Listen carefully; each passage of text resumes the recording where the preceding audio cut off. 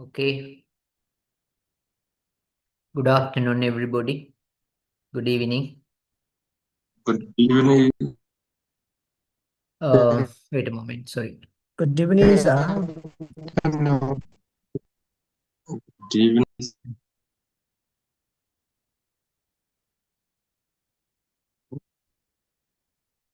Good evening.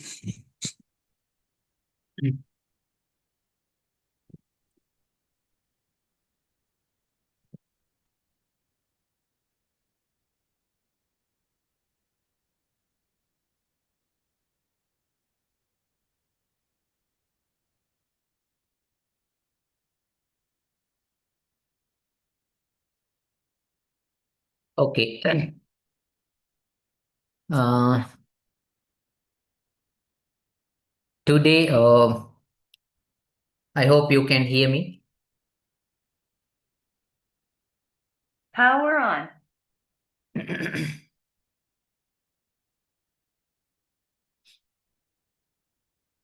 Bluetooth connected. Yes. Okay. Can you hear me?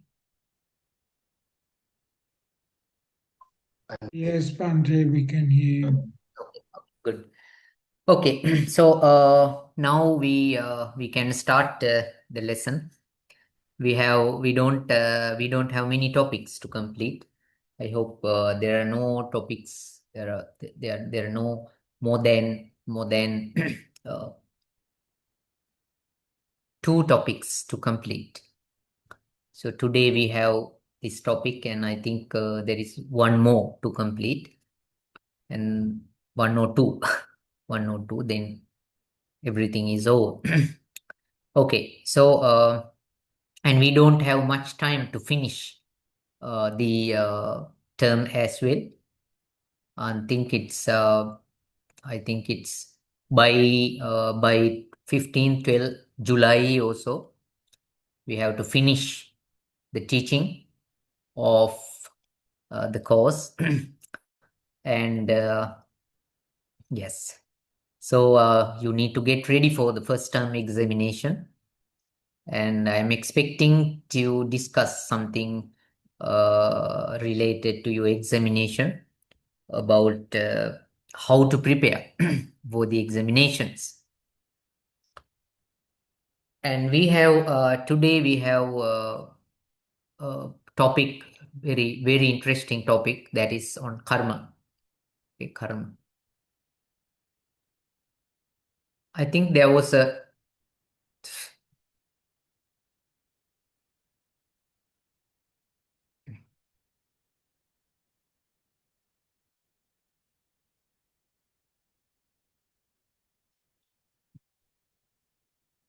so there is a mistake I noticed. There is a mistake that I on the handout. I'm very sorry that I was a little bit late to send you this handout, but I don't think it will be a big problem because I'm trying to explain the handout very slowly. So if you even though you find MABS 2 on the handout, this please take it as MABS 1. It's not MABS 2 because the mistake is a human mistake. Both of the courses are conducted by me. Both of the courses are handled by me. So therefore, I unconsciously had put it there as MABS 2. This is handout, I think it's handout 5 also. I need to make it correct. It's not 6, it's handout 5. Now, Kamma, now we have these topics, Kamma and morality. And we have a few topics on karma. And then there is another topic at Kusala and Punya. Now, Buddha is, first of all, Buddha is someone who emphasized karma seriously. Buddha emphasized karma seriously because if We don't believe in what we call the fruition of karma. Fruition comes from fruit. If we don't believe in the fruition of karma, the Buddhism is not necessary. Okay, the Buddhism is not necessary. Buddhism is not meaningful. I would say Buddhism is not that meaningful. Buddhism is not that meaningful. Buddha taught, Buddha emphasized his path of freedom. Buddha emphasized his path of freedom because he was convinced of, he was very sure of karma. He's very sure of karma. Okay, so that is why Buddhism is that meaningful. And it is because of karma that we can talk about the what we call the cycle of existence. Cycle of existence is possible because there is what we call effect of action, karma. So we have these two words. In Pali, you call it Kamma, and Sanskrit is karma. Both are for the same meaning, right? Kamma and karma are the same meaning. They bear the same meaning. Now karma, okay. Now karma or kamma, kamma or karma is merely an action. Merely an action. So whatever, anything that you do is a kamma. Okay? Anything that you do is a kamma if you have what we call intentional actions. So then kamma is intentional actions. There is an intention. There are so many things that we don't do with intention. Intention is the most important thing and something that we are going to talk later on. So kamma is had both meanings. So if now my teaching is also a kamma, action. My teaching is also an action because it's an action. Actions. Generally, kamma means action. But technically, that's general and technical. General meaning could be something different. Technical meaning is something different. Now, there are many such things like the technical meaning and the general meaning are totally different. Now, another good example is nama. Nama in general means name. Nama in general means name. But nama technically means what? Something else. Nama technically means what? Nama means, technically means the psychological dimension. Psychological dimension of the being.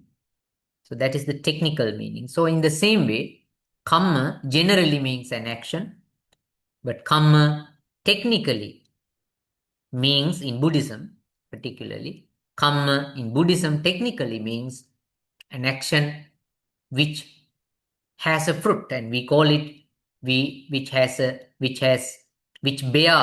a fruit, which bears a fruit. Bearing fruit is the bearing fruit. Fruit is the import and the essential criterion.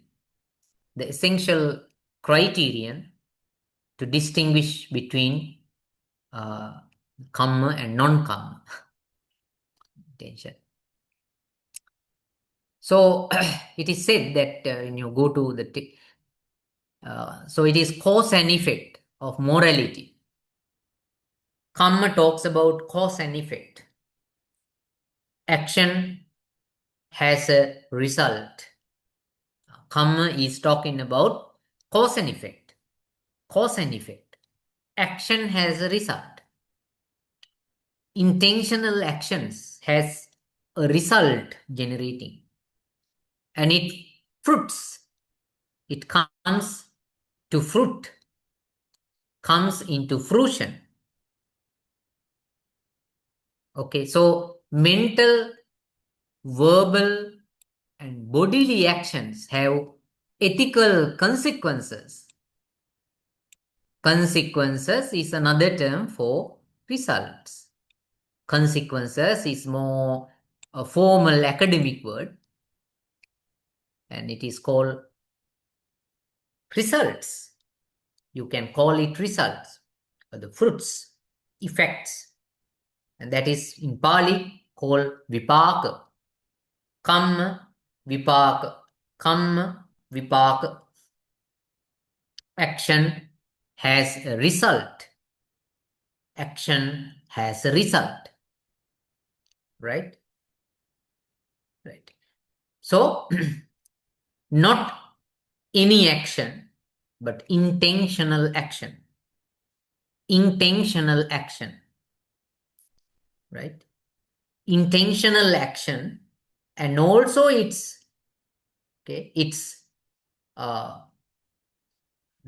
an intentional action itself is Kamma, because intentional action can produce a force energy, and that whole thing is called karma. When it comes to fruit in some way, that is called vipaka. Kamma is one moment, vipaka is another moment. Okay, Kamma, so there is no anything apart from these two. Now, what is going to affect? Don't ask that question. What is going to affect? So you are just talking only about Kamma and vipaka, action, which has a which produces a force energy, but we are not talking about this force or energy. We generally call Kamma. An action which produces some sort of effect is called Kamma. And when it comes to result, when it comes to fruit, when it comes to give results, that is called vipaka, Kamma vipaka. That is a cause and effect. Karma is a cause, a condition. Karma is a cause and also a condition. And vipaka is also the result, is the result. Kamma condition. It is a condition. In the Abhidharma, it is a condition. It is the cause. It is the condition. Okay, the mental, verbal, and bodily action have ethical consequences. Ethical consequences. That is the main argument, main thesis of the doctrine of karma or kamma. Mental, verbal, bodily actions, and these are the three doors. We call them three doors. Tini dwarani. Tini dwarani, three doors. Tidora in Sinhala. Mental. And it talks again, the teaching rejects the deterministic or fatalistic systems, accidentalism and materialism, right?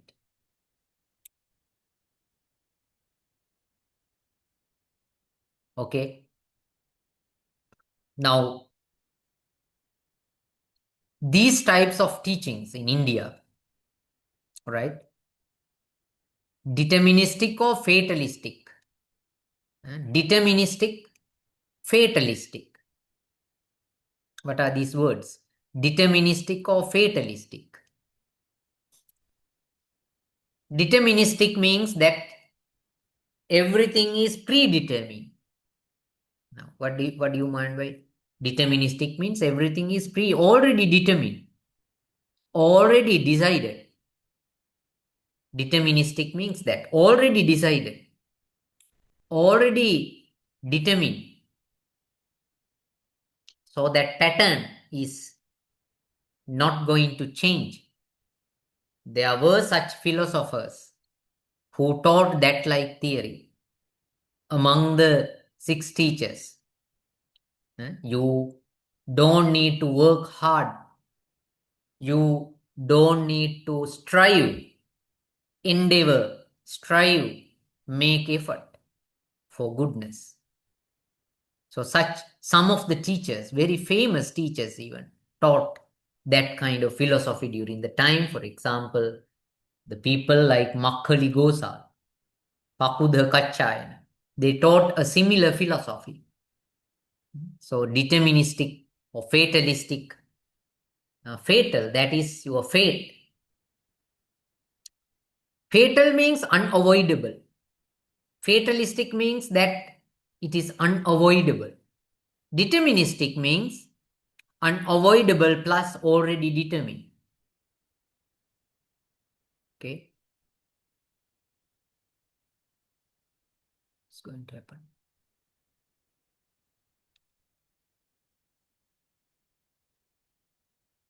Deterministic means no change, everything is predetermined, already decided. Fatalistic means it is not predetermined, but when you have a effect, you cannot change it. You cannot change it. So Buddhism deny the both.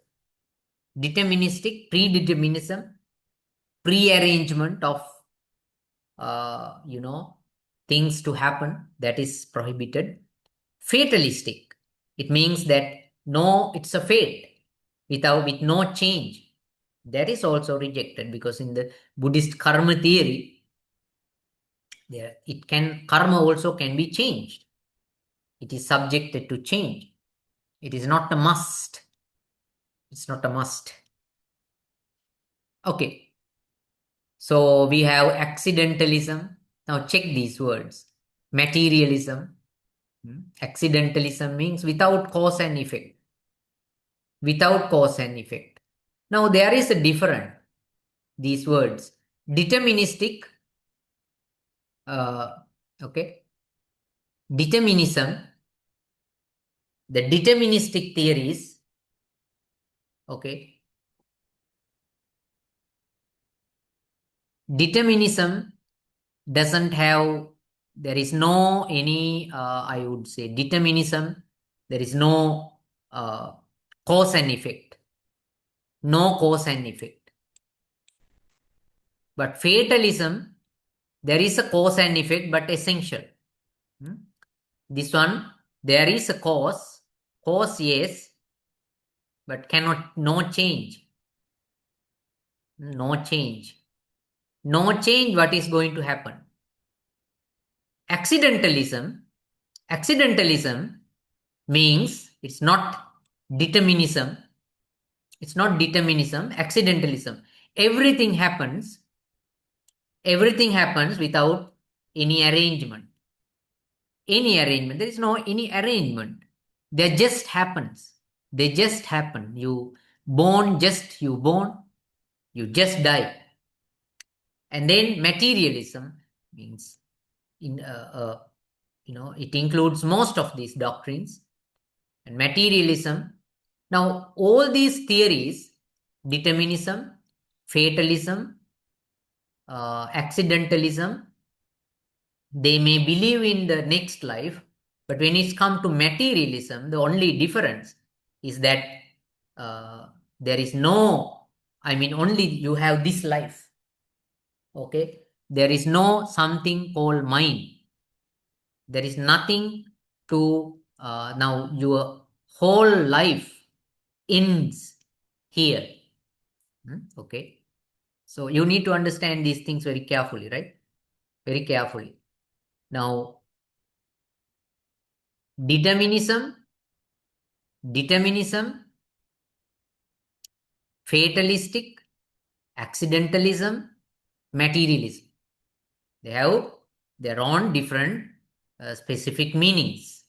Okay, determinism, fatalistic, accidentalism, materialism. If you today you can easily find out them.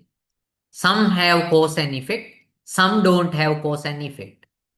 So determinism doesn't have cause and effect. There is no cause. Fatalism has a cause and effect. Accidentalism doesn't have a cause and effect. Materialism doesn't have cause and effect. Okay, like that. So these four meanings, these four words have different meanings, their own meanings, religious meaning. Any questions? Questions? No questions? No. No? Clear?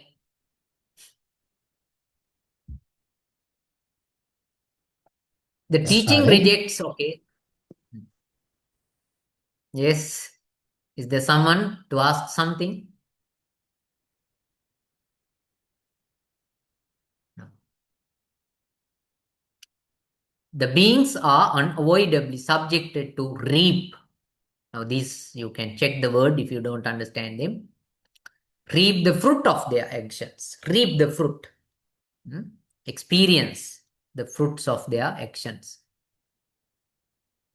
The Buddha instructed that one, whether it be woman, man, householder, or one, gone forth should consider of oneself that one is owner of my actions, the heir of my actions, born of my actions, related through my actions, and have actions as my refuge. Very serious. Whatever actions I shall do, whether good or evil, that I shall be the heir. That is very famous statement that karma is that powerful. Karma is so serious. Karma is that essential, that unavoidable. Karma is everywhere. But even though you have still possibility to change karma, to weaken karma, to change the change the cause of karma, you still can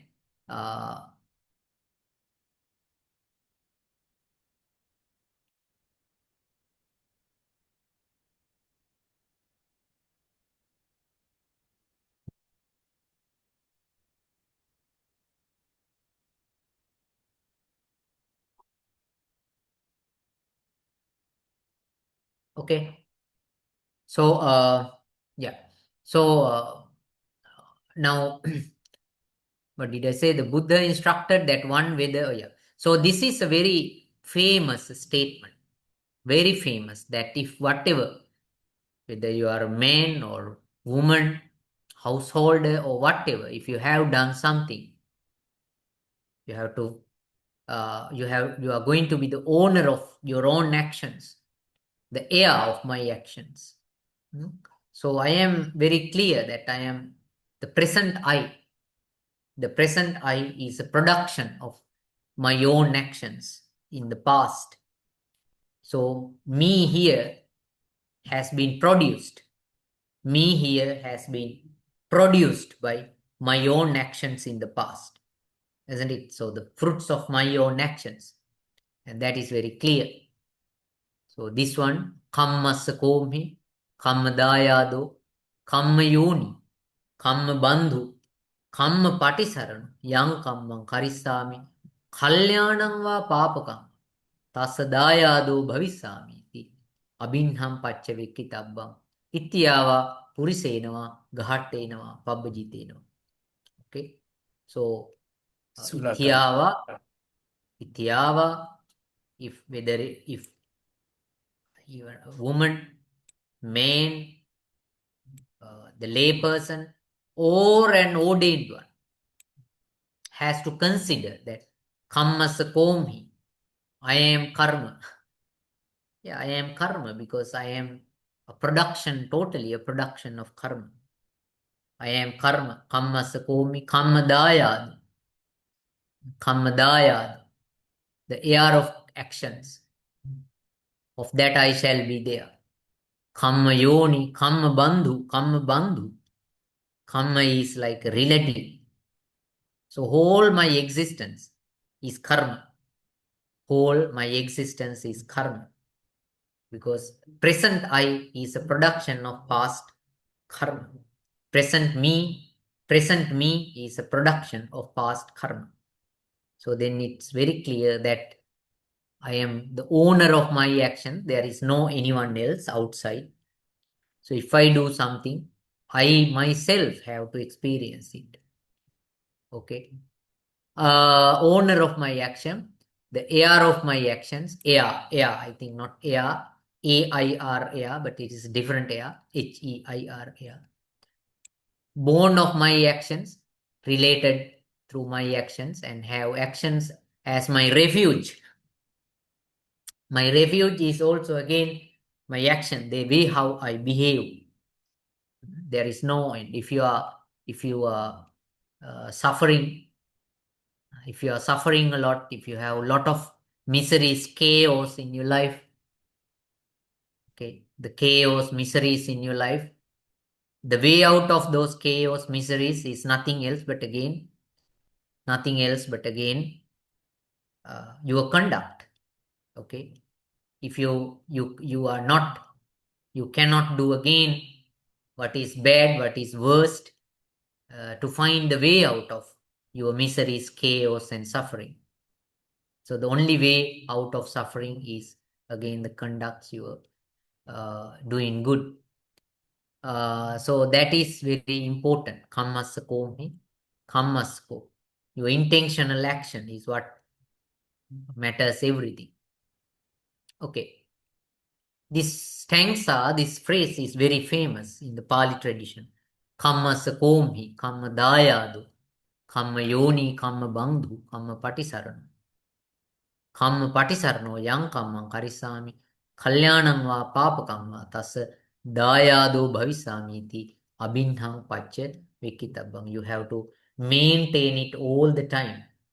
You are going to be the product of karma, the bearer of the heir of the karma. One who bears the karma. Okay. Now,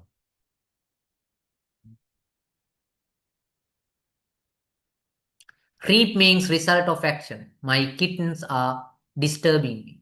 Oh, who is that?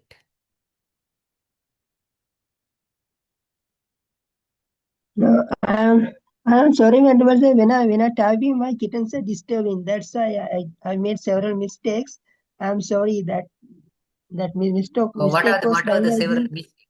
What do you mean by several mistakes? No, it's which I mean the word when I read when I Word that you typing. have read. Yes, Right? yes. Okay. Yes, reap means enjoy experience the result. That is what you call reap. Venerable Sir, there is a controlling element. Utu bija kamma dhamma chitta. That was niyama dharma. There was karma Right. was most powerful thing. As a controlling element.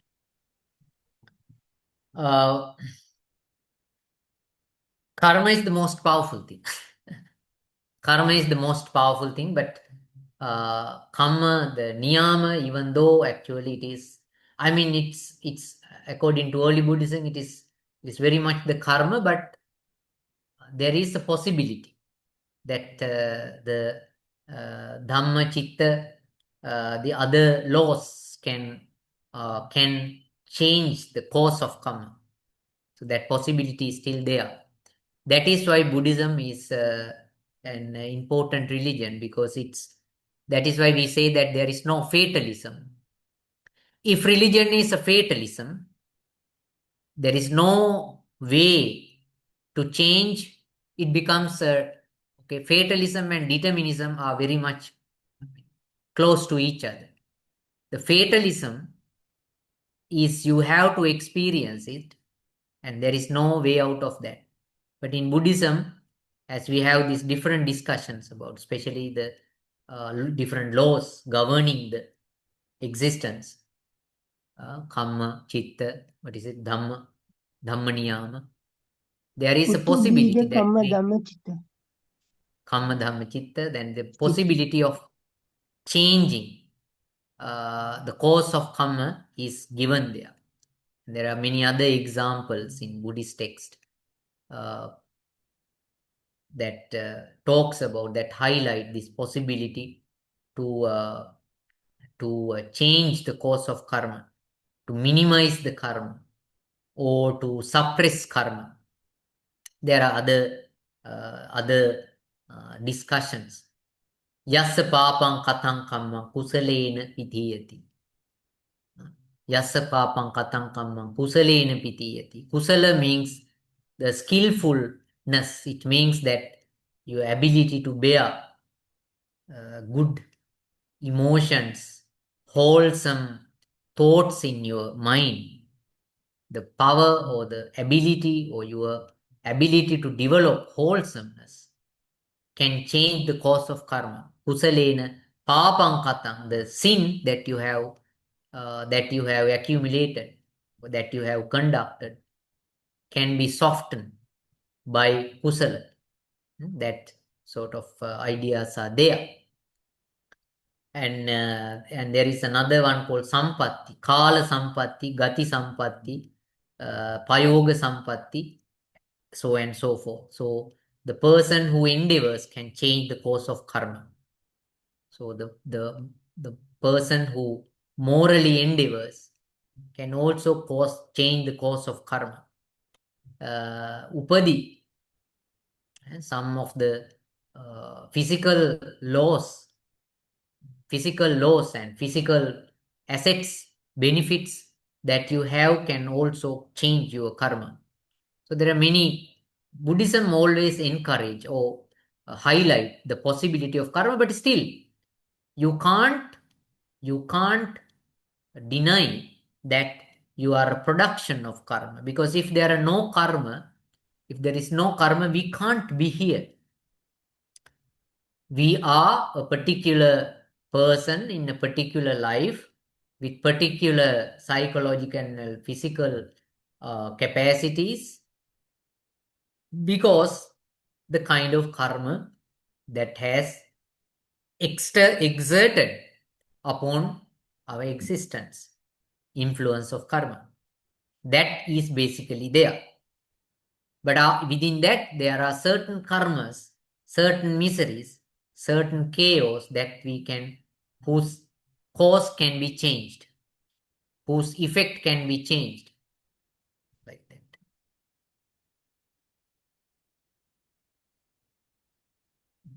So Buddha was an advocator of karma.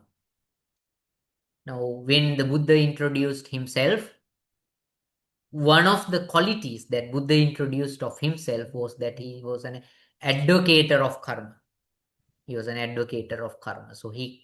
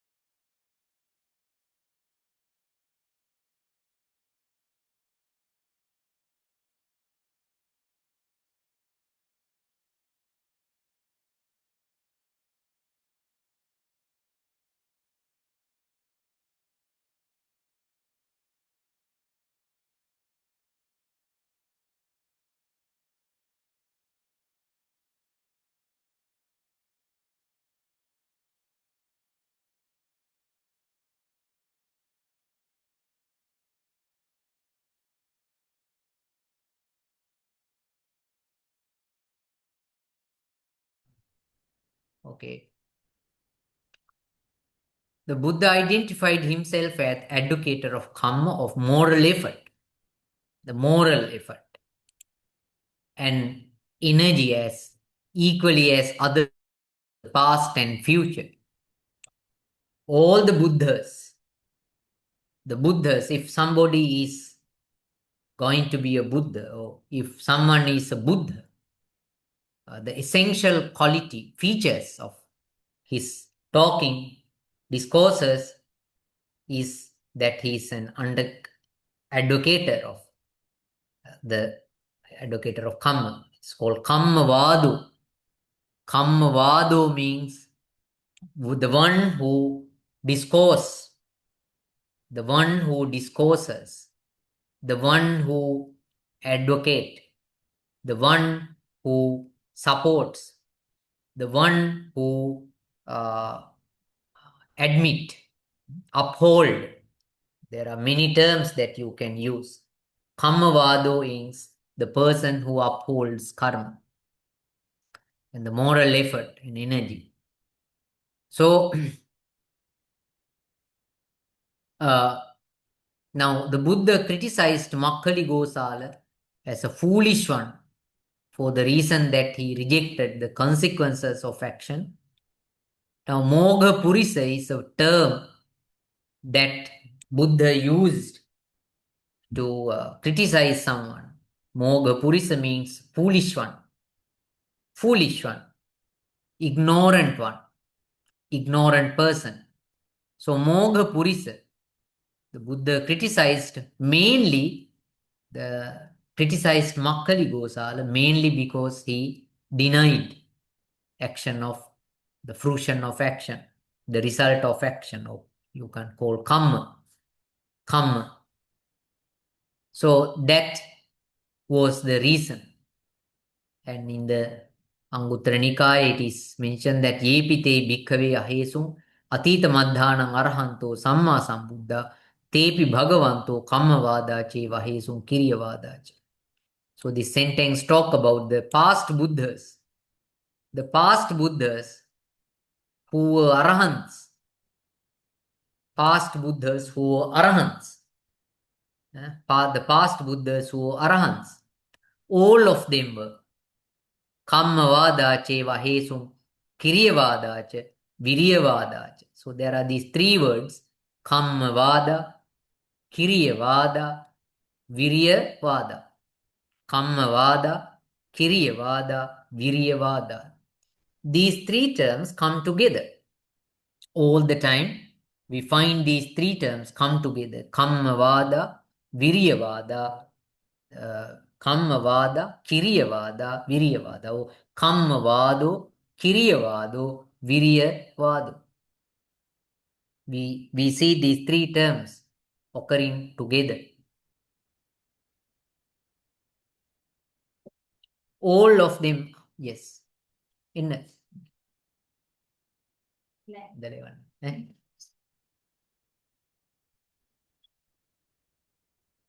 right. Okay. So we have these three words here. One is Kammavada, and the other one is Kiryavada, and the third one is Viryavada.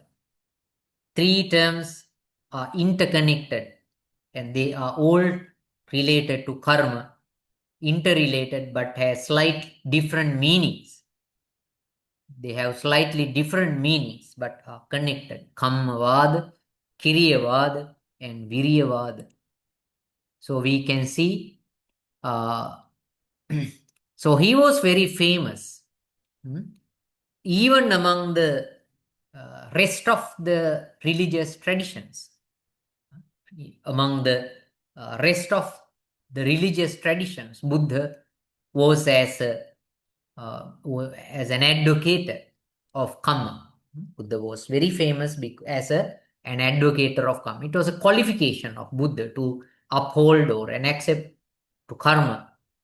So in the in this Digha Nikaya Sutra, now it is given in the Sonadanda Sutra, the Brahmin Sonadanda praising the Buddha.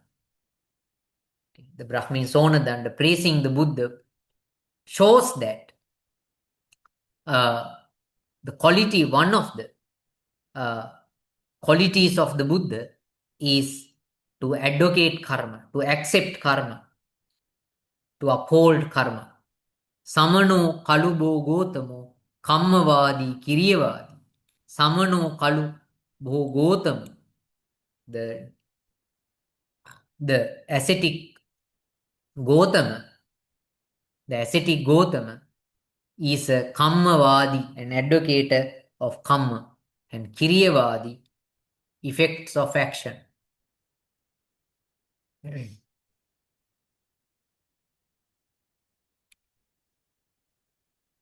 Now, one of the errors that we see in the understanding karma is that sometimes we see that now here I have given a misunderstanding of karma by some of the scholars. Now, karma, the Buddhist karma sometimes is misunderstood. The Buddhist teaching of karma is misunderstood quite often. So, some prominent scholars in Indian philosophy have argued that there is no difference of karma theory of Buddhism from commonly accepted views of the most Indian religions. Now, this was a very common view of the Indian, not Sri Lankan, but not Buddhist scholars, but most of the Indian scholars. They believed in that when you talk about karma, Buddhism is not different from other traditions.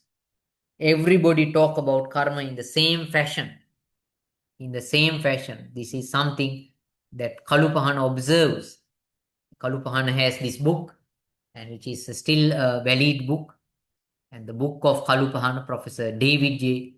Kalupahana, in his book, I think it's Buddhist philosophy, he mentions that this is an error view of the theory of karma in Buddhism based on the superficial study of the subject. One reason of this assumption is that Buddha advocated the theory of karma that was presented by other Indian religions.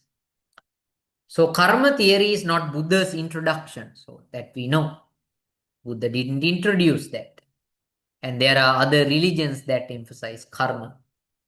For example, the two major religions on Indian soil introduced karma, not just Buddha. Not only Buddha, but also other religious teachers. They explain the karma, effect of karma, efficacy of karma is teaching of many Indian religions, Hinduism and also Jainism, Jain's philosophy, and then Buddhism. So almost all the religions in India advocate karma.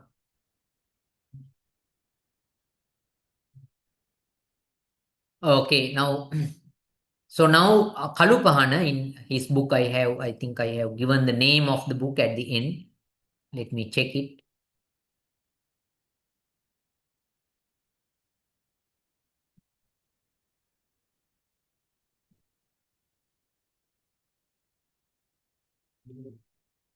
It's a long handout. Yes, so yeah, this book, I think there the two books are given. It is Kalupahana's 2006 Karma and Rebirth, and Kalupahana DJ 1976. I think this is the book. Let me check again.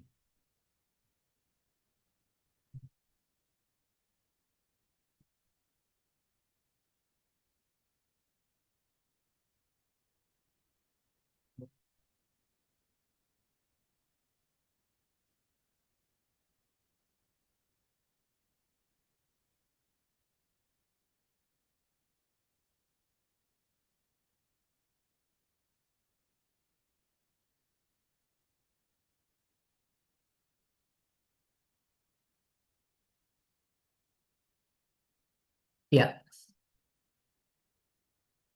Yeah, 1933, I think. Oh, what is that? 1933 is I have not mentioned that book, right? So it is the same book actually. It's the Buddhist philosophy book. It is, I think, there is a difference of the date. This is the book. I can remember the book. So this is this book. It's not 1976. So this Kalupahana mentions this in this book, Buddhist philosophy. But the date of publish has been changed in the text and in the list of references. So this is the book, Buddhist Philosophy, Historical Analysis, and this is the book where this author Kalupahana talks about this Indian theory.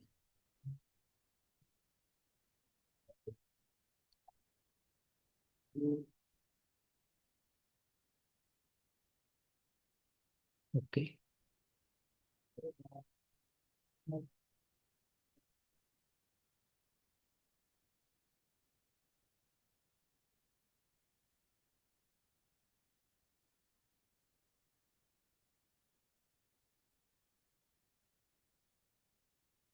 Yeah.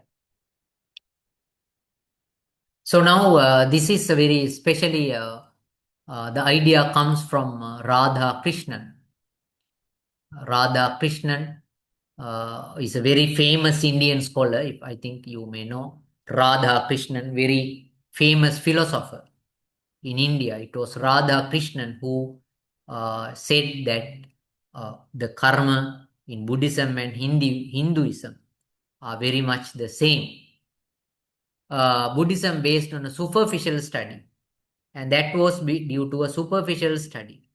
If they had not inquired very carefully into Buddhist doctrine of karma, there is no possibility that they say the karma idea in Buddhism and other religions is Hinduism and the same.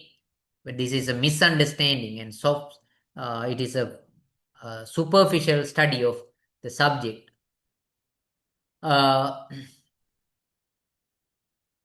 Now, yes, but we know everyone knows that the Buddha was talking about karma, because karma was not introduced by Buddha. Karma was teaching, already existing teaching, already existing teaching in the teaching of the Buddha. But it doesn't mean that karma taught by the Buddha and the karma taught in other religions is the same. Now, Kalupahana says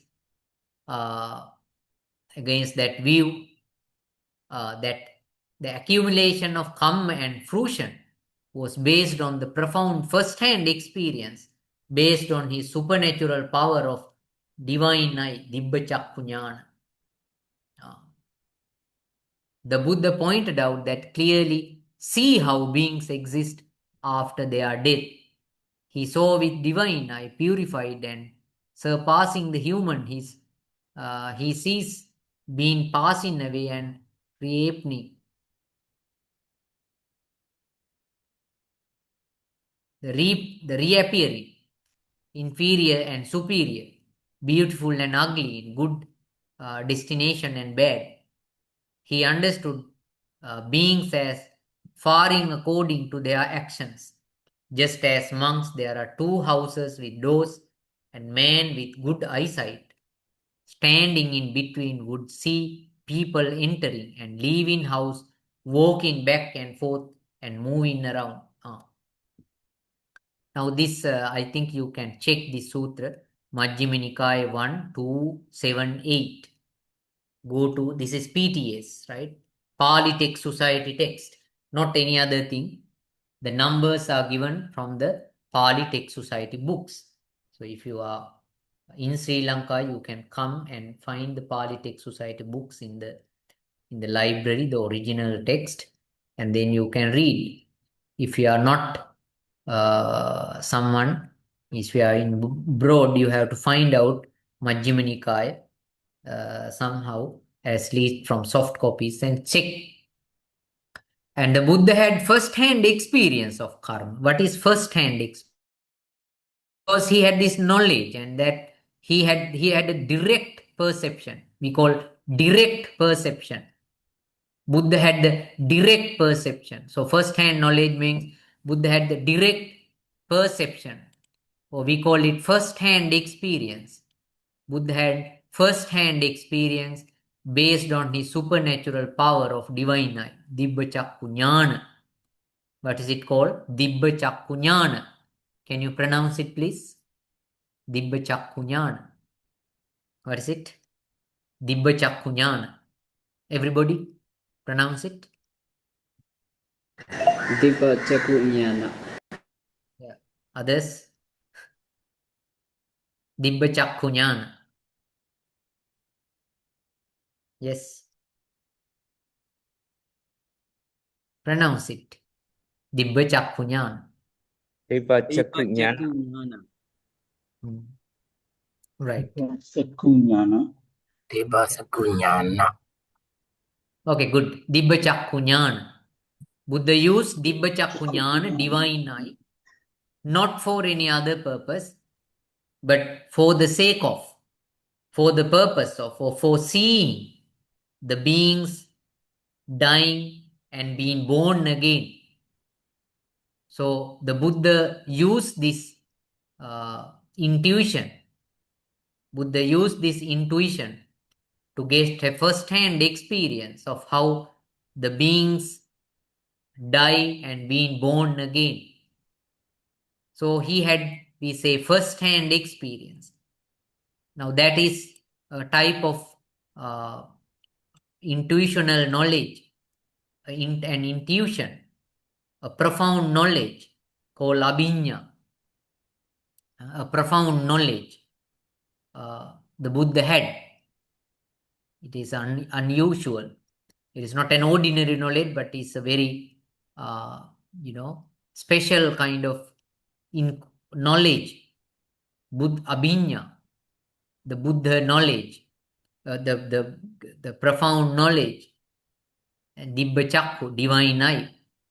And by that, the Buddhas, anyone could see this death and what is happening afterwards. So that description gives, the description found in the Majjhima Nikaya 1, page number 278, give you a very clear picture of how he saw karma and effect. Actually here, what is explained is how karma and effect is going to work. And Buddha the Buddha pointed out that he clearly see, is not a secret, is not an inference, it's not any imagination, not inference, not any hypothetical kind of view, not academic view also. It is clearly the first-hand experience of the Buddha to see that. The Buddha pointed out that he clearly see how beings exist. The beings exist after their death. He saw with divine eye, purified and surpassing the human. Okay, now this you can surpass your ordinary eye, the flesh eye. He sees beings passing away and reappearing. Inferior. So after birth, you can find out what is happening. Inferior, superior, beautiful and ugly. They could be inferior and superior, beautiful and ugly. In good destinations and bad, right? He understands beings as faring according to their actions. Just as monks, there are two houses with doors and a man with good eyesight. Standing in between would see people entering and leaving house, walking back and forth, and moving around. Now, actually, this is very interesting. Now, the Buddha could see everything. After death, some directly go to a new birth, and some are not going directly to a new birth. Some are moving here and there. It is equated, or it is explained in terms of a simile, that one particular man who has good eyesight stands in between two houses, the people of which come out of one house and enter to another house, and some at the same time do not, after coming from one house, do not enter to another house on the other side of the road, but they are moving here and there. They are moving here and there. In the same way, he sees that some are gone to a destination and some are not going to a destination. They are moving around. And those who have been born are in different kind of places, good and bad, ugly and beautiful. So that is how Buddha explained his first-hand experience of effect of karma. Basically, the effect or the fruition of karma is explained very much in relation to the existence in the cycle. Very much in relation to the existence in the cycle. Because it is the bigger problem. If we can break the cycle, there is no much problem. But if we are going to remain in the cycle of birth, decay and death, that is the problem. Then only the karma is going to be a problem. Otherwise, karma is not a problem if you have this life only. But this thing is happening. What thing? Now this thing is happening all the time. It is very much like the people, come out of one house and enter to a new house, or roaming around without entering any of the houses. So the moving of the people, the individuals or beings after their death may go to a new birth immediately, or may move here and there without being unable to find a eligible, suitable place for them to be born. So in the same, the example is the simile of the two houses simile. Two houses simile.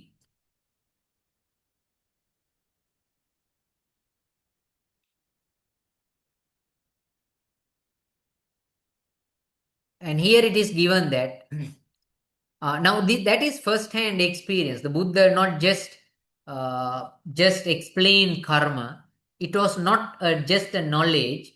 It was not just an inference. It was not an inference. It was not an imagination. It was not a theory, a thesis, hypothesis, but it was the Buddha's first-hand experience. Because Buddha definitely had this knowledge, because in many sutras he said that he has this knowledge, and he was able to see the effect of karma very clearly.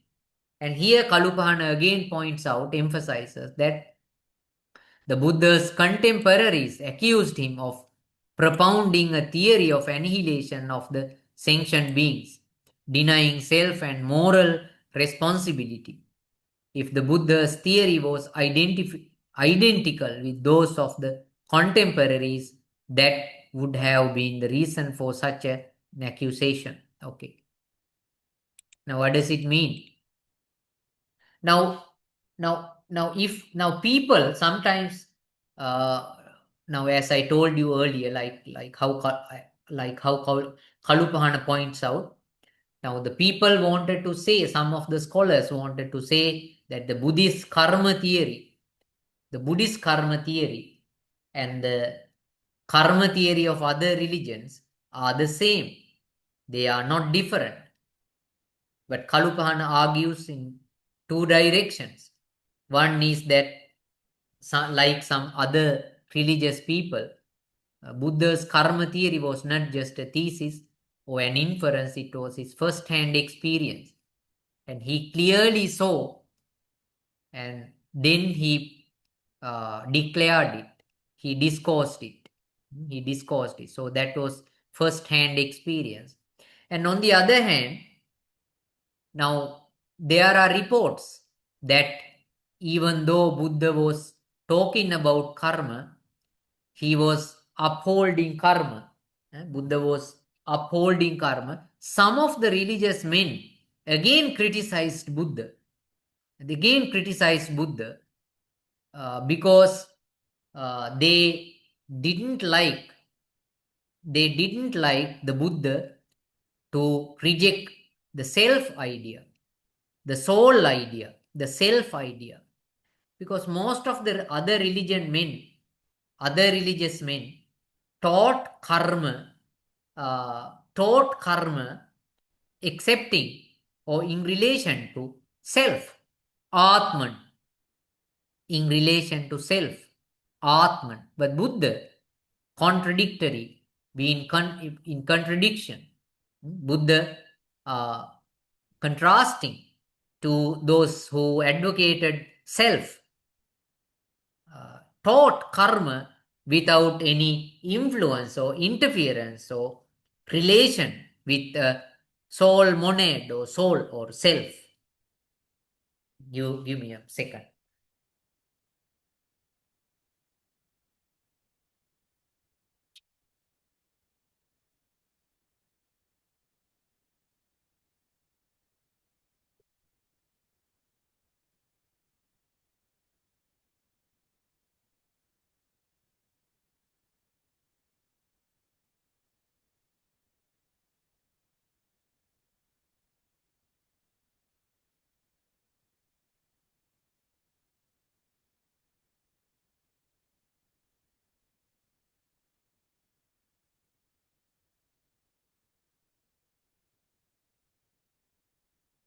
Okay, right. So the Buddha, now Buddha's contemporaries, the religious men during that time, the contemporaries even accused the Buddha. Now they were said that they were talking that they accused Buddha as for being an annihilationist who who introduced or propounding the theory of annihilation. What do you mean by annihilation? Can somebody explain me what annihilation means? What is annihilation? Can you please explain what is annihilation? Annihilation means, for example, that there is no vipaka, no effect. Anything that you do, you may do or speak or think, but there is no effect. Yeah. Vanish totally. Mean the karma, that kind of things vanish totally. Yeah.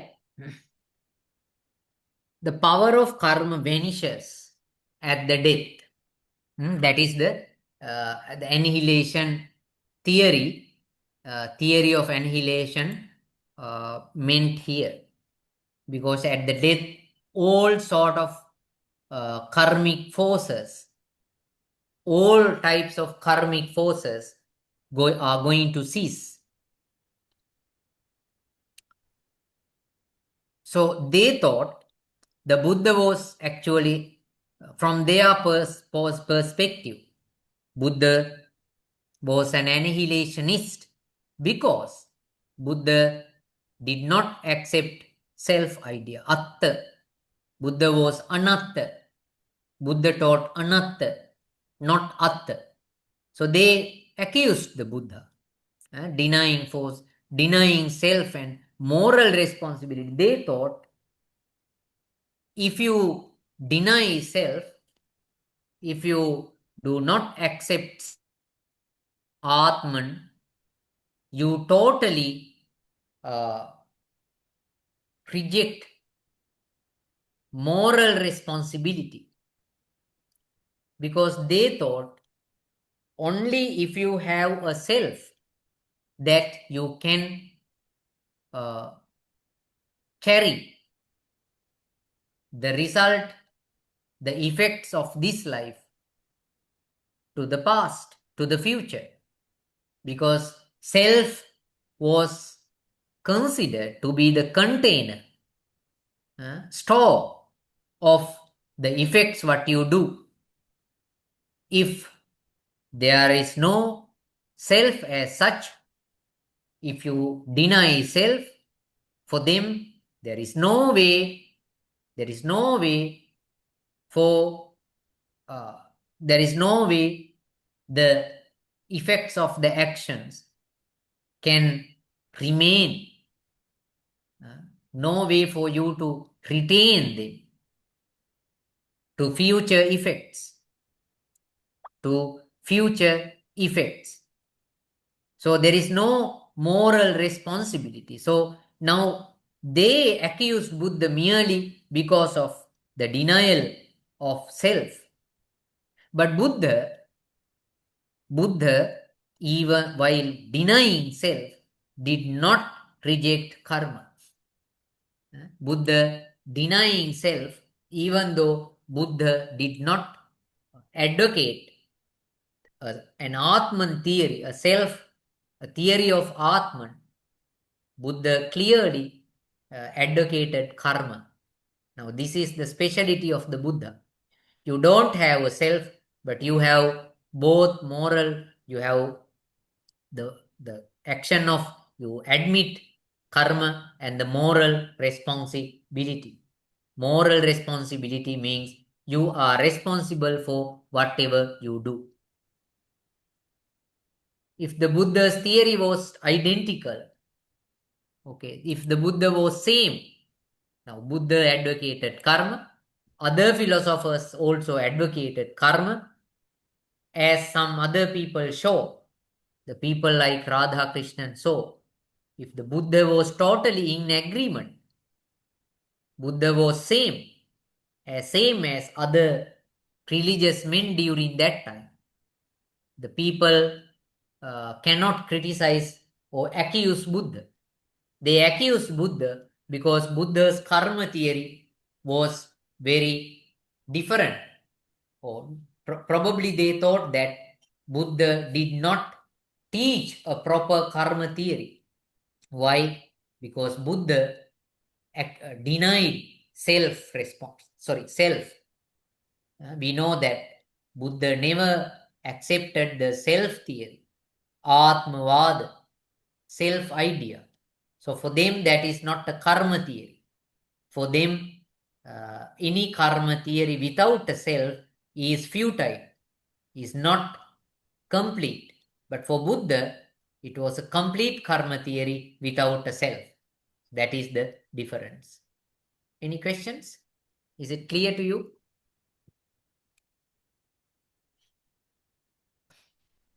Clear? Yes, Pandey. Yes, Pandey.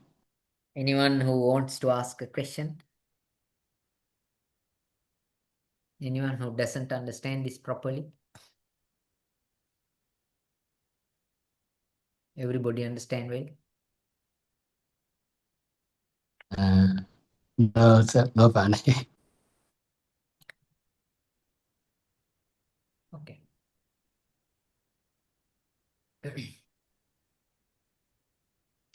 Okay, now again we come to the terms that I used previously. There are three terms as I showed you. Now the belief in karma, in moral progress. Okay, now before that I would like to tell you again emphasize a little bit, yes. Buddha was a karma, advocator of karma, and Buddha's karma rejected all sort of anti-karmic doctrines like determinism, fatalism, accidentalism, materialism. Determinism, fatalism, accidentalism, and what is the last one? Annihilationism, materialism. But even though the Buddha advocated karma, now some people, of course, sorry. Now Buddha's karma, now Buddha was an advocator of karma. Some of the scholars have misinterpreted Buddha, showing that the Buddha's karma theory was as same as that of other religious groups or religious leaders or founders or people. But contrasting to this, David J. Kalupahana shows that it was due to a superficial study that the scholars in the modern time point out that Buddha was similar to other religious men in propounding karma theory. But of course, Buddha was different. He shows two reasons for this. First, the Buddha's karma idea was not just a theory. It was not just an inference. It was not just is a theoretical lesson, but it was his first-hand experience. In the Majjhima Nikaya, it is reported that how Buddha himself experienced the effect of karma in relation to the dead beings, the beings who died, and what is happening afterwards. Secondly, now, even though the modern scholars say that the Buddha was no different from the contemporary religious men in propounding karma theory, Kalupahana says that this is not the case. Of course, the Buddha was also accused by religious men during that time, because for them Buddha was an Uchedavadi. He is a nihilist. He is an annihilationist who denies moral responsibility. Why? Because Buddha denied self, Atman, and moral responsibility there. Because for them, if you have an Atman only, there is possibility the effects of these actions can go with you to the future. If you altogether deny self, that is definitely a denial of karma. So for them, but the Buddha's point was different. He was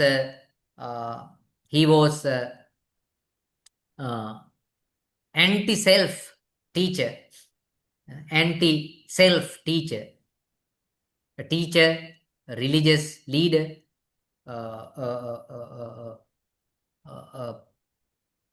he was the Buddha was an ascetic who taught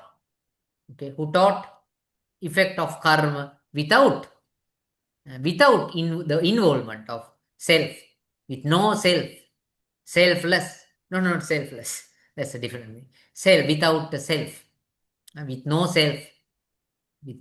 That's a specific kind of teaching. Karma without self. So for others, it was karma with self. But for the Buddha, karma without self. For some others, there is no karma. Buddha falls in the group where both karma and where where karma is rejected, karma is accepted, and the self is rejected. But some others, karma was accepted,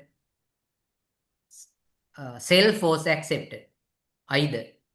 Some other people, no karma was accepted, no self, neither self, no karma was accepted. So that is how we can express this. Okay.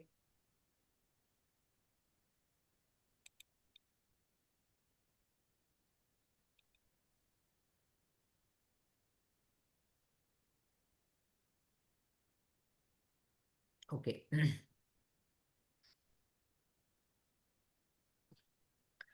Now, belief in karma in moral progress rather than belief, it's not a good word somehow. Karma in moral progress is the better one. Believe karma in moral progress. The three words kammavada, kiriyavada, viryavada. That's very interesting. So now Buddha's is a complete. Buddha's is a complete discourse of karma, because it's not just an acceptance of karma, but also it talks about kiriyavad, action. You need to perform. You need to act. You need to act. Kammavad, you accept it. Yes, you believe. You advocate it. You accept it. You experience it. You truly sees it, knows it. That is kammavad. Kiriyavad, action side. You talk about how to perform. How to perform better, how to perform very well. And then viryavada, and at the same time, the effort. So now, these three are considered to be axiomatic to a rational theory of morality. So it's a very rational theory, complete system. The Buddha's was a very complete system of rationalization. Kammavada means the advocacy of moral life.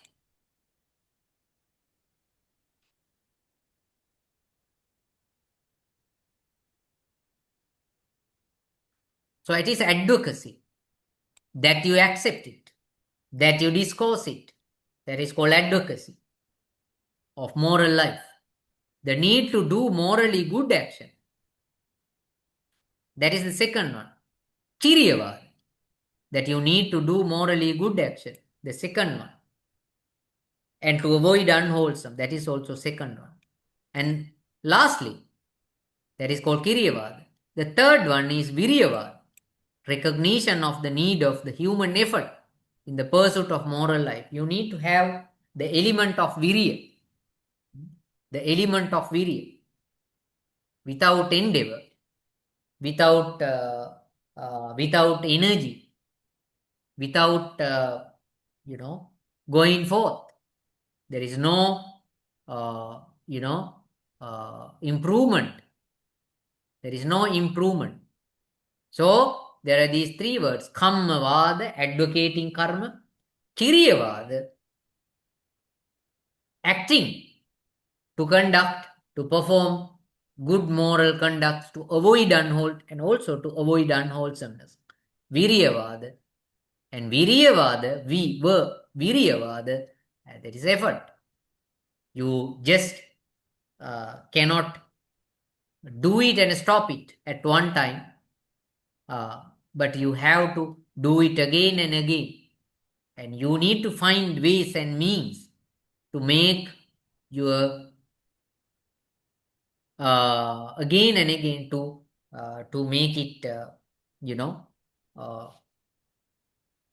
to make it something innate, a part of your existence. The more you good things, the more it becomes a part of your life. And that is what we call Viryavad, Kammavad, Kiriyavad, and Viryavad. So karma theory has these three dimensions: Kammavad, Kiriyavad, and Viryavad. Any questions? Have you got any questions?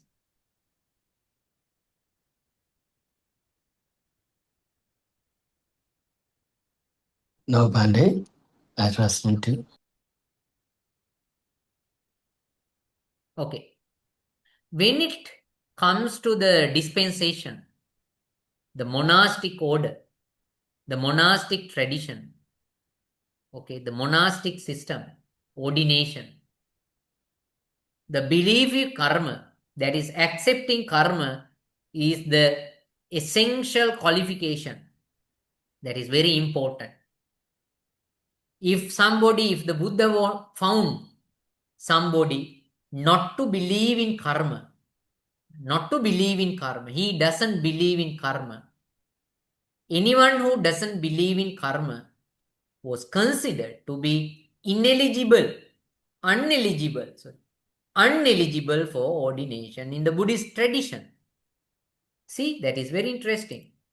So nobody was ordained, accepted into sasana, into the dispensation, who is not a believer of karma, a believer of a non-believer of karma, had no opportunity in the dispensation.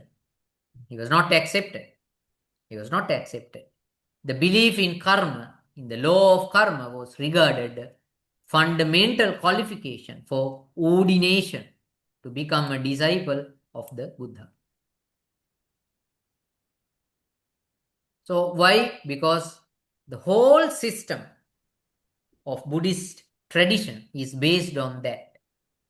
If you don't believe in that, whole system is sort of collapsed, is broken, collapsed. So you need to become, first of all, a believer of karma. So otherwise, there is no point of becoming a member of the dispensation. The restraint, virtue, and the mental discipline of Buddhism is to be mastered on the conviction that action bear fruit. Everything you have to do. Everything you have to do. Your moral upliftment, your moral fulfillment, your obligations in the dispensation, all kind of good acts that you do are to be done, okay, with the conviction of action bear fruits. If you don't believe in that,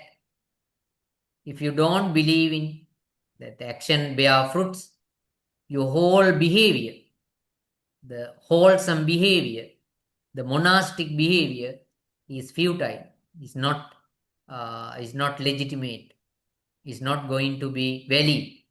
Okay, the whole system is based on the belief in karma. The lack of faith in karma may lack the motivation to live morally upright life, as there is no way to the connection between practice and its ultimate results. Now, this is the problem. Now, for you to become a true follower, in order to become a true follower, you have to make sure that you believe and you trust that whatever you do has a greater effect. Otherwise, there is no point of becoming a monk, entering the sasana.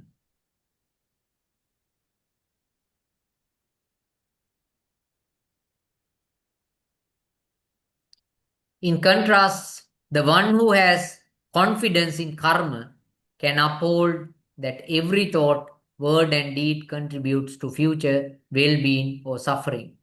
This understanding enhances renunciation and moral conduct. Renunciation, you have to give up, and the moral conduct, you perform. Something you give up, something you perform. So everything is based on that moral system, that karma has an effect. The Buddha, answering to a question raised by wandering ascetic watcher, declared that there was no chance for the heretics even to be born in the heaven without confidence in moral efficacy. That is very dangerous. In case of religious men, this is very, very important.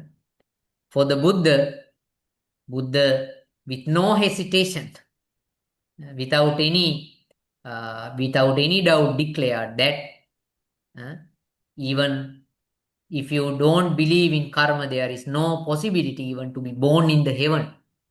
Very dangerous. So at least to be born in the heaven even, you need to believe in karma. Only those who believe in karma are capable of being born in the sugati, the good behavior. The heretics cannot. Heretics are unable. Michadittika, those who have wrong views are unable. If you have the wrong view and believe in that karma is no there, they are not eligible to be born in the heaven. Even to the born in the heaven without confidence in moral efficacy. The Buddha said that he witnessed only one Ajivaka ascetic who was born in the heaven, and this was one who believed in action. Very serious statement. Now, Buddha, in terms of retrocognition, not rather maybe retrocognition, realized that that there were no real, there was no any Ajivaka. There was no any Ajivaka who was born in the heaven. So the Buddha said that he saw an Ajivaka. He saw an Ajivaka who was born in the heaven, but he was a believer in karma. A believer in karma. Always the belief of karma. The belief of karma. The belief of karma and also was a qualification, right? And the Buddha didn't see any Ajivaka ascetic, who was born in the heaven. No, sorry. He saw only one Ajivaka ascetic who was born in the heaven, and he believed in karma. Because almost all the Ajivaka ascetic were materialist. Mostly Ajivakas were materialist. So they didn't have. So there was no chance for these Ajivakas to be born in the heaven, and Buddha did not witness. So the only one Ajivaka who was born in the heaven was in the Sugati was a believer of karma. So now it becomes very clear. Morality or the karma is the basis of whole system. Karma is the basis of whole system. The whole system. Okay. So anything?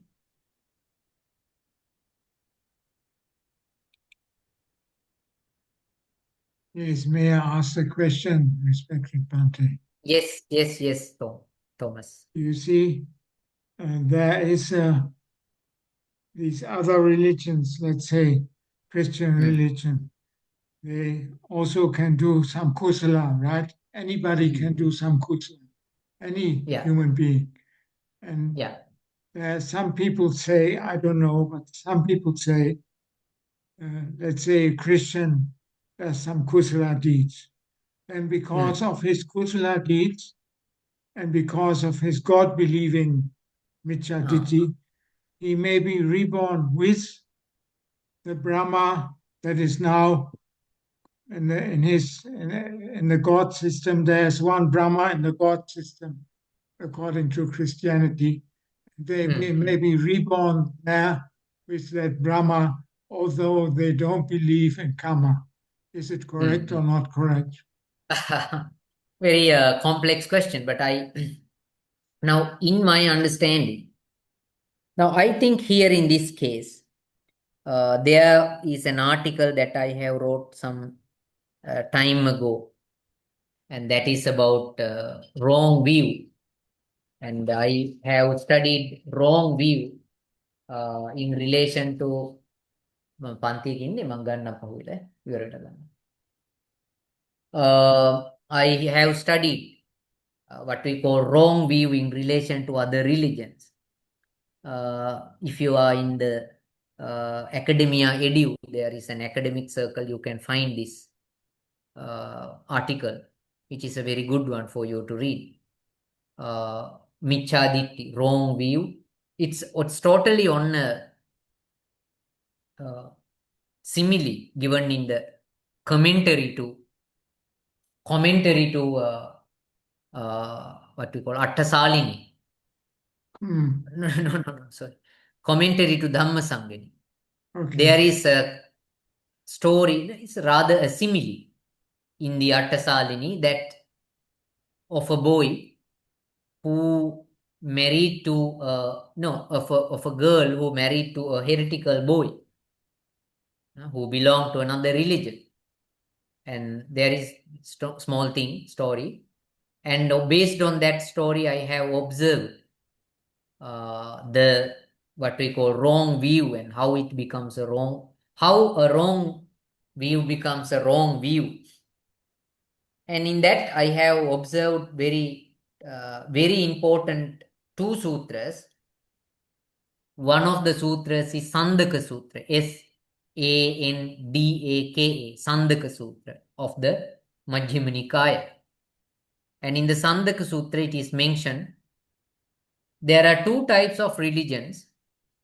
One type of religions is Anasasikani Brahmacharya. Anasasikani means they are unsatisfactory religions.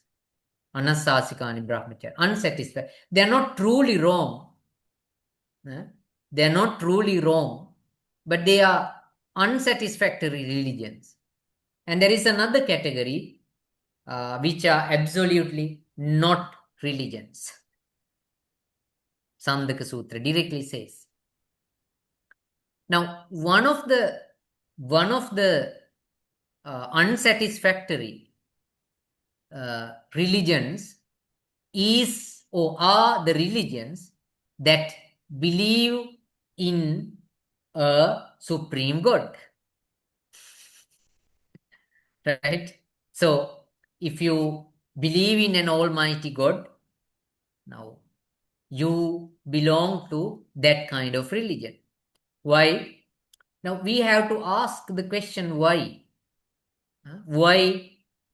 Now, as Thomas mentioned, if we take in the rigorous sense, even the Christians, I mean the simple hypothesis is that everybody does good works, but still not believing in a karma.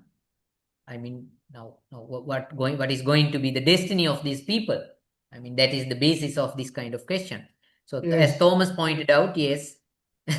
So now, I mean, Buddha clearly points out the religions that advocate the supreme, that advocate supreme. මම ගන්න මං දේශනයක ඉන්නේ මම ගන්නා මේක තව විනාඩි 15. Supreme Almighty God are one of the unsatisfactory religions. Now we have to ask question why that is not totally untrue, totally unauthentic, but unsatisfactory. The reason is that the religions that believe in God are not totally the religions that deny the karma and effect. For example, if you see the modern theistic religions, Christianity and Islam, and also Jewish religion, all these religious, what we call Abrahamic religions. Abrahamic religions talk about the day of final judgment. Day of final judgment, isn't it? So, day of final judgment clearly signify a fruition of action in a different way. Because if you don't believe in the efficacy of action, you don't need to highlight the day of final judgment. And the day of final judgment, whoever did good and pleased the Supreme God or the Messiah or whatever will be born in the heaven, and the people, the other, those, the other, the opposite side will be born, will fall in the hell. But the basic principle is that there is an element of karma and effect. So I think this is the point. I think Buddha was very, very acute in saying and proclaiming that the theistic religions are not truly wrong. They are unsatisfactory, but they are not truly wrong. So, but not believing in karma is very dangerous. Not believing in karma is dangerous. So if you don't believe in that, you are going to be an heretic. But according to the Buddha's teaching, but your all good actions without believing in the cause and effect is going to be futile, as far as we see the explanations of the kind of Buddha's discourses. Thank you, Bhante. So, okay. So now here is the real, the Buddha's own statement, Vacha, and that discourse was intended for one called Vacha. And Vacha, the Buddha recalls his memory, probably, yes, definitely through what we call that, through what we call retrocognition. I recall 91 years back, and in all that time I do not remember any Ajivaka who has gone to a heavenly realm, the Buddha says, except for one, and he, Vacha, was a proponent of karma. Proponent is one who supports an idea. One who supports an idea is called proponent. So there was a proponent of karma, and as far as the Buddha's memory is concerned, it was only this particular person who was born in the heaven within a period of 91 years that Buddha memorized. Okay, so now reason is very clear that all the Ajivakas, as is reported in the history of Buddhism, Ajivakas were materialists. Ajivakas were materialists who did not believe in karma and thereby cause and effect. But there had been one believer of karma, and only that person happened to be born in the heaven during this long period of time. Yes, Vacha, it is true that system of sectarian doctrines is indeed empty, even of one who has reached a heavenly realm. Majjhima Nikaya 1, page number 483. Atti panabho gotama kochi ajivako kayasa bheda sagupa gatoti. Now that is the question asked by Vacha. Is there any Ajivaka who was born in the heaven, Kaya Sabeda, after death? Iti koso Vacha. Iti koso Vacha. Yes, indeed, Vacha. Eka nauto kappo Yamahang Anusarami. As far as my memory of 191 years is concerned, Nabi janami kanchi ajivakam Saggupagatam anyatra ekena. I cannot memorize anyone who was born so except one. So pasi kammavadi. Sopasi Kammavadi, he was also a proponent of Kamma. Kiriyavadi, Evang Sankte Bhogotama, Sunyang Adung Tithayatanang Antamaso Saggupagena Piti. Then he says that these dispensations are futile because at least they are not intended for or capable of,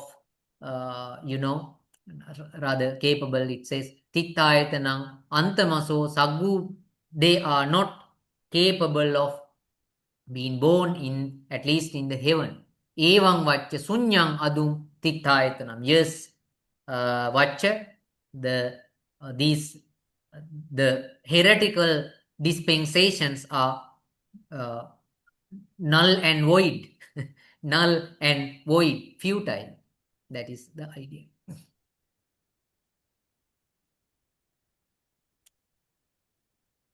Now, again, another instance is that now in the Vinaya, there is a record that Buddha gave special permission for some of the religious men. Okay, some of the religious men who, the believers of karma, and they were given some special rights, and this is reported in the Mahavagga Pali. Mahavagga Pali is a section in the Vinaya.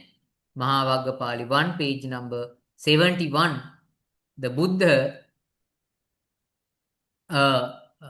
gave special rights to some of these atesic. They are called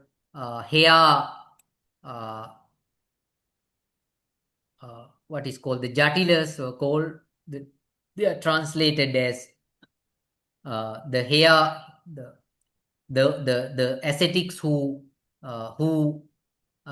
had headgear, jatila. So Buddha actually Aggika Jatilaka, the Jatilas, the ascetics who had this hair knot over the head, Jatilaka, and they were given a special permissions that they did not need, the probation period before the ordination. So the higher ordination without a probation period was accepted, because all others from other religions had to undergo a probation period, because the Buddha noticed that coming from different other religions, they were practicing their own, their own previous religious customs. So noticing that Buddha gave them a probation period so that they can give up. They are given time to give up those earlier practices. But now for these people, the Jatilaka, the hair-knotted ascetics, they did not want that probation period. The reason is very clear, because they were performing. Now, Aggika means the fire sacrificer. The fire sacrificers believed in karma, because they sacrificed fire, they performed rituals to adore fire, to worship fire, because they believed in that it had a result. It had a result, and by doing so, they were capable of possessing or achieving a better material states. That was the reason why they were performing these different types of sacrifices, Aggika, to adore fire. But now, even when they come to Buddhism, still they are believers of karma, and easy for them to follow Buddhism because that is just a new beginning. Because already in Buddhism, the karma doctrine is proclaimed, propounded, and for these people who previously believed in karma can easily join the system, as believers of karma. So that is why the Buddha rejected. Buddha did not advocate the probation period for these people. Any questions? Is it clear to you?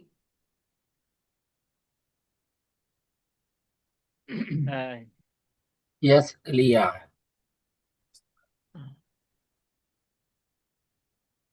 Yeah.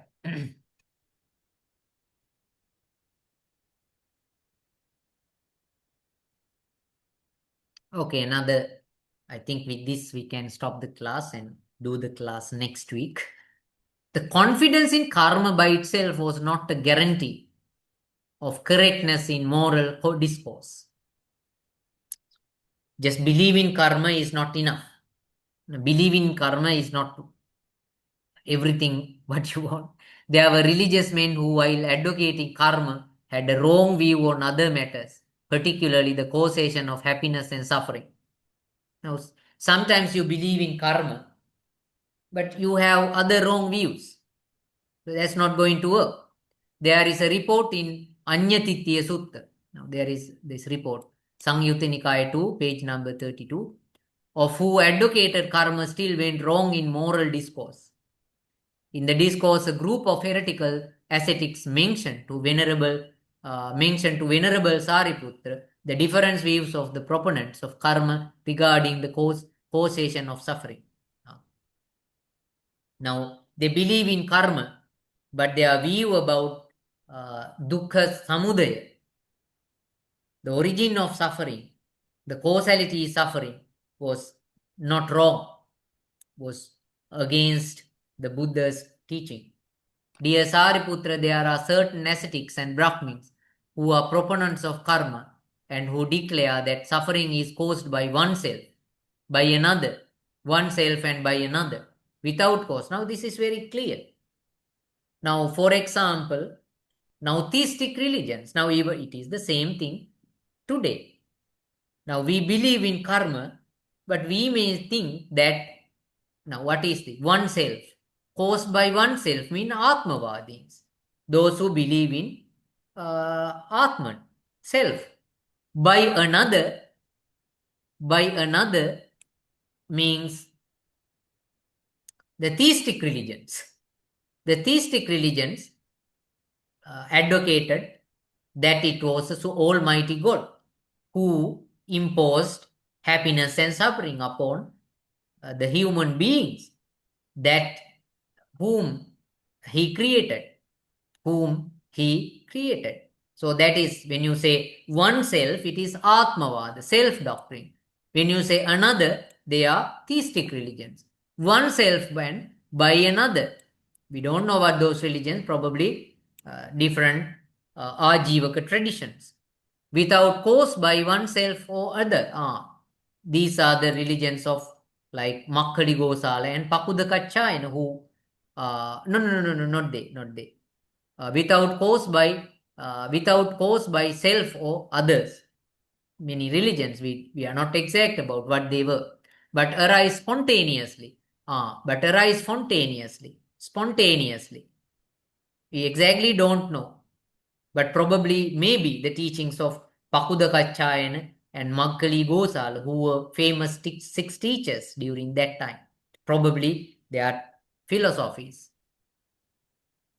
When the ascetics asked Venerable Sariputra as to what was the Buddha's position, Venerable Sariputra answered, the suffering is arising on dependent co-arising.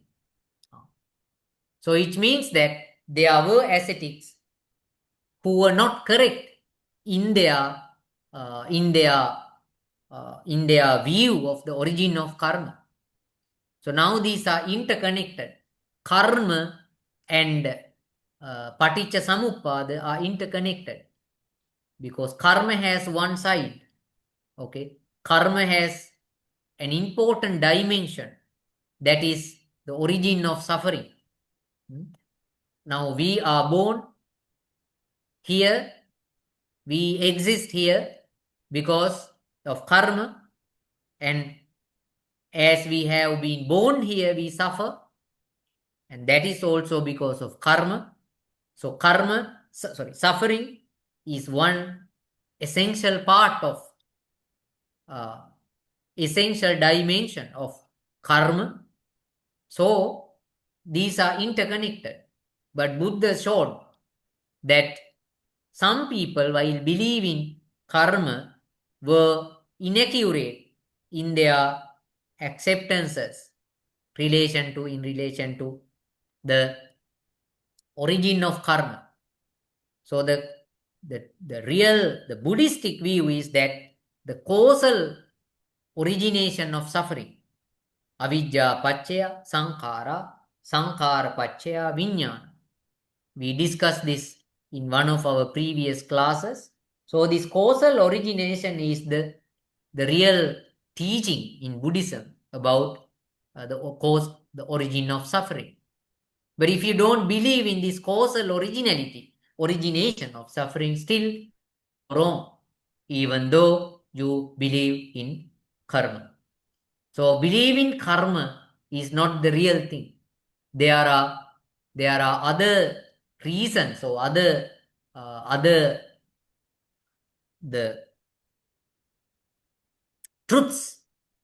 theories that you want to accept, and you cannot deny this very important one as such, that is paticca samuppada, the causal law or causal origination is nothing but the causal origination of suffering. So the believer of karma, to be truly correct, needs to believe, to accept the causal origination of suffering as well. I think that is enough for today. Okay, any questions? Thank you, Bhante. Thank you, Bhante. Okay, right. So we can do rest of the part next week. And okay, thank you. See you next week. Next week, Thank you, sir. Thank you, sir.